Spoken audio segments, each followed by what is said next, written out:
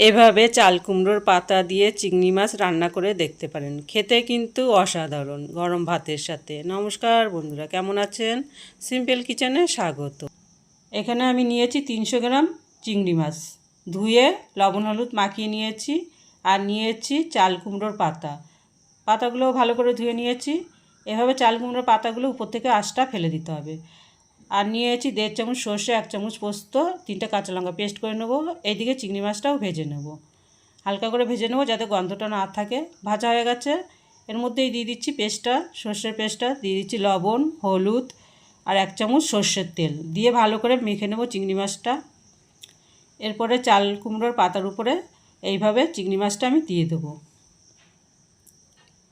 এভাবে দিয়ে দেবো। একটা কাঁচা লঙ্কা দিয়ে দিচ্ছি, দিয়ে এইভাবে মুড়ে নেব।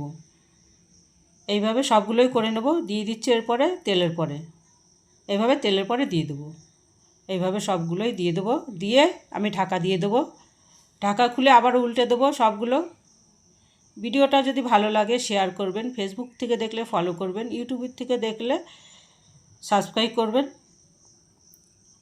দিয়ে আবারও আমি ঢাকা দিয়ে দেবো। ঢাকা খুলে নামিয়ে নেব, হয়ে গেছে। এভাবে বাড়িতে বানিয়ে দেখতে পারেন, গরম ভাতের সাথে কিন্তু ভালো লাগে। সবাই ভালো থাকবেন, সুস্থ থাকবেন।